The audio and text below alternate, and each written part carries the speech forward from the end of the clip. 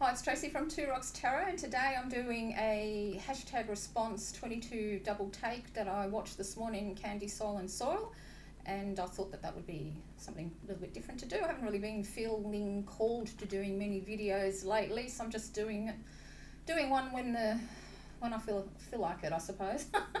So the first prompt is most used decks in 2022.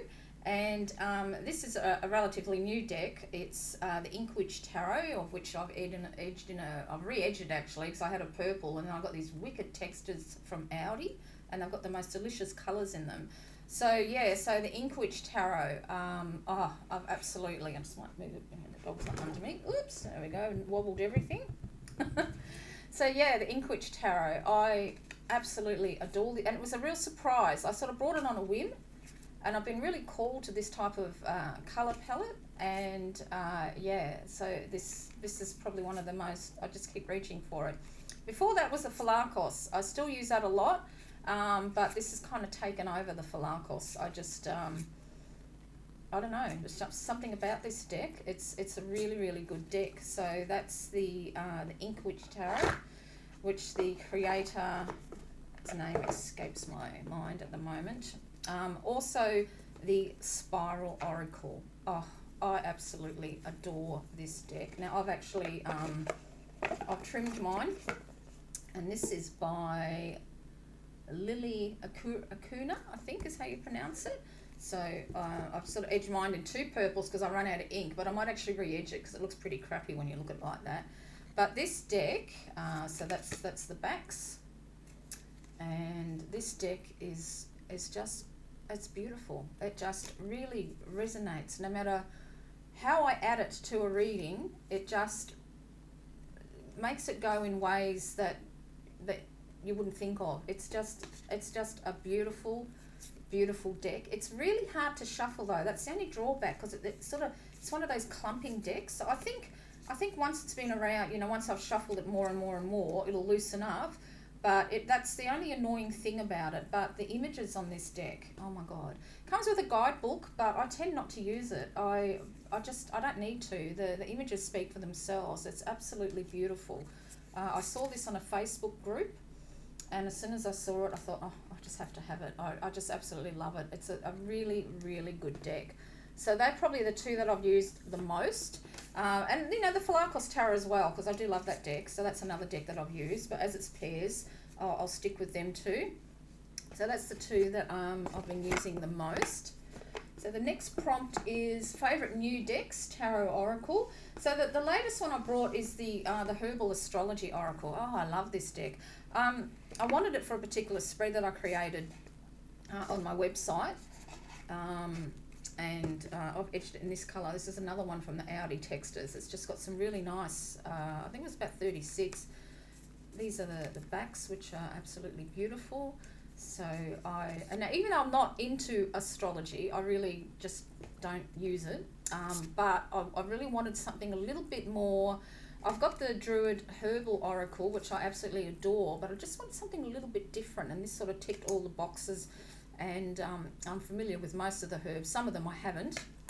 Actually, I've got a funny story about ginkgo. I used to take ginkgo tablets as supposed to help with your memory, because when I was really young and I was on antidepressants, which unfortunately I had to start taking again, this it made my memory go. Like, I just couldn't remember everything, the tablets that I was on. And I remember going into the chemist to buy some of these, and I forgot what the name was. So that was really good for memory, wasn't it? So this is an absolutely beautiful deck. I really adore it. I love the artwork. I think it's absolutely superb. The cardstock is beautiful. Yeah, it just really adds to a reading. So that's one of my favourite new decks that I brought. Because I want to reduce my tarot decks, but it's hard to sell them now, because with the postage costs, you might as well buy a brand new deck. So I've sort of just been hanging on to them. My next one, I absolutely love this, is Tarot New Ages. I've got the Lenormand deck of this one as well. I love this deck. It's just, I think the artwork really speaks to me. It reminds me a little bit of Tarot of the She. Actually, I haven't edged this one. I should pick a colour out. Not too fond of the backs really, but I can never be bothered doing the backs. But this yeah, kind of reminds me a little bit of the Tarot of the She, but it's different. It's different again, and this gives absolutely superb readings, really beautiful. So this has become one of my favourites. I love the artwork. It's quirky. The Norman deck is very much like this as well. I should have grabbed that actually. I might grab it. It's just over there. So yeah, this is one of my absolute new favourites. I love it. It's really, really good. And the artist is Needman, Gniedmann, and the Lenormand one.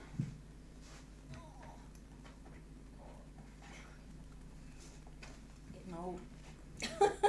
The Lenormand one is pretty much, it's like you should be able to see the same type of artwork. So the backs, and it comes edged in this glorious black, and as you can see, it's got the same type of artwork. It's beautiful. I think it was the moon made me fall in love with this. Or was it the ship? I mean, look at the fish. It's fantastic, and it reads really, really well. So it's more of that horror type, because, you know, there's the bear. So I'm just trying to find the moon, because I love the moon. The moon is beautiful. I should show the woman. So it's, yeah, and it's, I think this is like a plastic type of a cardstock, but it's really, really nice. Oh, of course I dropped a lot then. Bouquet, so that's different as well. I want to find the moon, because I think that was the one. Oh, and the ship was another one that I absolutely loved as well. And the dog. So let me see if I can find this moon. Oh, there it is. And then there's the moon. I really, really like it. So as you can see, his artwork is just, it's just beautiful. I really love it. It's just different. It's, it's unusual. It's nice, as Kath and Kim would say, for those of us who know Kath and Kim. These are my favorite new decks. Okay, so the next one was favourite books. Now, I don't actually go to the library anymore, nor do I buy books, because I just haven't got the room for it. We're just in a small house. That's my bookcase. That's all I've got behind me. So the favourite new books is what I read on my Kindle. So the first one that I really, really loved this year was the Dragon Mage series by Scott Barron, and that was based on an actual dragon, but could fly in space. And it's how it's set in a time where the end of the nuclear war destroyed the world, and people come back with parts of robots attached to them, and robots are sort of looking after the world now. It's kind of hard to explain, but it's just a fantastic book. I think it's about 10 or 13 in the series, and it's really, really good. I really, really enjoyed it. I binge watched them. As soon as a new book come out, I downloaded it straight away. And the next one, I've been trying to work through Ancestral Tarot by Nancy Hendrickson. Now, I did start that at the beginning of the year, but when my mum passed away in May, I sort of lost I just couldn't be bothered doing it anymore. I am going to plan on picking that back up in 2023, but I sort of had a bit of a mental, not a mental breakdown, I wouldn't call it that, but my depression come back like anything. Hey, I haven't taken medication for my depression in as long as I've been married to Aaron, so about 19 years. And I don't know. I think maybe when she passed away, everything that was the straw that broke the back for me. I managed to stay really positive through my breast cancer journey. So it's been 2 years since I got diagnosed with that. I've been, I managed to keep positive, and all the good vibes, and all of you helping me out there with it. And once you stop treatment, people just expect you to pick up where you left off, and you just can't, okay? You just can't. And plus the fact that I nearly died of septic poisoning as soon as I got out of my mastectomy. So, there was a lot that I went through, but I managed to stay positive. And then Mum passed away, and I just sort of found myself getting really, really angry, like really, really angry. A lot of hot flushes that were driving me crazy. And the new receptionist at my oncologist made a mistake. I'm not supposed to see him till next year. And I ended up, she sent me in, and he said, oh, is everything okay? And I said, yeah, I think it was a mistake. But then I told him what was happening. So he put me on some medication, and I just feel 100% better. It's helped with the hot flushes like you wouldn't believe. So I'm probably going to get a couple now. It's absolutely amazing. So I haven't finished that, and I think I might actually restart it. I'll start again on a fresh plate or fresh page, I suppose. I think I'll start again and choose a different deck and go through that. But I do want to do that. I really want to work through that. But just my mental health just took a big nosedive, and I just had to take care of that. So they're the books. Now, the favourite movies or TV series, and I'm not really into watching TV much. I will watch a bit of YouTube, and it's usually paranormal stuff that I watch. And that's the only thing my husband and I disagree on is movies and music. So what I have watched, though, recently is Wednesday, the Addams Family one. Absolutely loved it. Absolutely love that series. I thought that was awesome.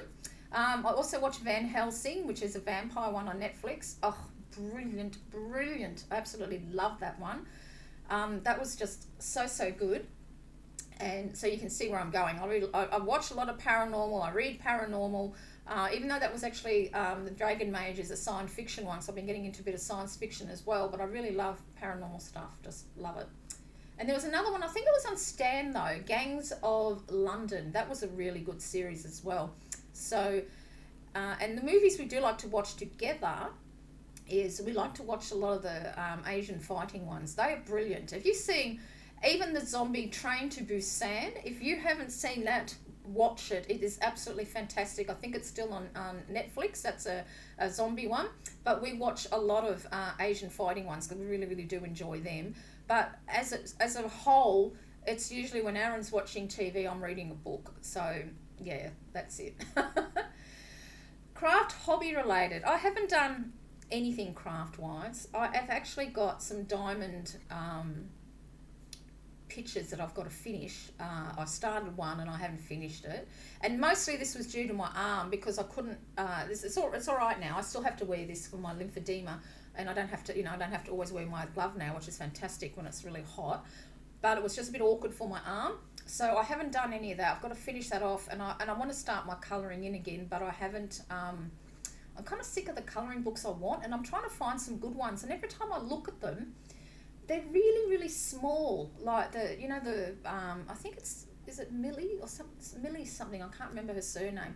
But the lines are that tiny. You'd have trouble trying to even fill it in with. I've got a really tiny text. Is it in here? I've got a really small. Yeah, I think it's this one here. This white one. You wouldn't even be able to with that point. It's just they're so tiny. The line work, and it doesn't make it enjoyable. And I'm just kind of So I don't know. So I haven't really done anything. What I've really done the most this year is play my PlayStation. I recently upgraded from a PlayStation 4 to a PlayStation PS4 Pro. I traded in my old one. I've had that for maybe 6 or 7 years. I wasn't fond of the PlayStation 5. There's too much crap going on with that. Something get really hot, they're huge, and I didn't really want to do that. A lot of the games that I've got, you have to sort of upgrade it for the PS5, so I decided I would just trade it in and I'd get a refurbished PS4 Pro, and it hasn't missed a beat. It's been fantastic. So I have been doing a lot of PlayStation, and that's my splurges too, because the next prompt is splurges, and I've been buying new PlayStation games, all zombie based. So I've had The Last of Us 1 on disc, which I can now play again because my disc wasn't working in the first one. I've just digitally got The Last of Us 2. It was on special for $15. I've just finished that. I've got Dying Light 2 that got revamped, another zombie one, and I've just got Dying Light Staying Human, which is the second part of which is a zombie one. So as you can see, I love zombie ones. I like the Black Ops ones. I love shooting games. I think it's good therapy blowing zombies' heads apart. Bashing people. That's what I'm like. So that's the splurges. I've been splurging on games this year, but I always wait till their sales because PlayStation have some really good sales. And the Dying Light one was only $15, and I couldn't believe how good it was. So yesterday I actually splurged and bought Dying Light 2 Staying Human. So that's my splurges. And the last prompt is things most excited for in 2023. And for me, it's simple. Continued good health. That's all I want. Continued good health. That's what I'm looking forward to the most. And I really, that's all I can think of. Things I'm most excited for is continued good health. And my youngest daughter is getting married as well in March, so I'm looking forward to that. But yeah, that's it. So that's it for this hashtag. So I'm going to try and hunt around and look for others, search on this hashtag what other people have been doing, and thanks for watching, and until this next time, this is Tracy. Take care.